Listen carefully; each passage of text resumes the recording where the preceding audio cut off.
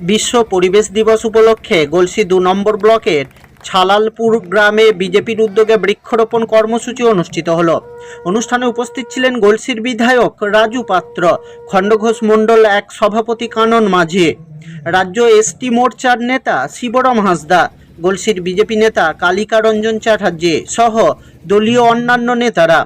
এদিন প্রথমে অতিথিদের ফুল ও উত্তরীয় দিয়ে সংবর্ধনা জানানো হয়।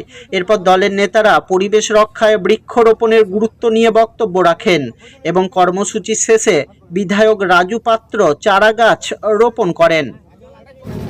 আজ বিশ্ব পরিবেশ দিবসে আজ আমাদের গলসি বিধানসভার যে বিজিত বিধায়ক রাজু পাত্র মহাশয় বিভিন্ন গ্রামে এবং বিভিন্ন এলাকায় স্কুলে বা খেলার মাঠে বৃক্ষরোপণের মাধ্যমে আজকে বিশ্ব পরিবেশ দিবস পালন করলেন এবং সাধারণ নাগরিকদের একটাই বার্তা দিলেন যে যদি প্রত্যেক ব্যক্তি একটা করে গাছ লাগান তাতে ১০০ জনের প্রাণ বাঁচবে।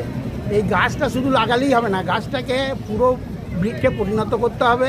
আজকে বিশ্ব পরিবেশ দিবস, সেই উপলক্ষে প্রত্যেকটি বুথে যে আমাদের কর্মীবৃন্দ আছে সকলকে অনুরোধ করেছি যে মায়ের নামে অন্তত একটি করে গাছ লাগিয়ে সেই গাছ রক্ষণাবেক্ষণ করতে, যাতে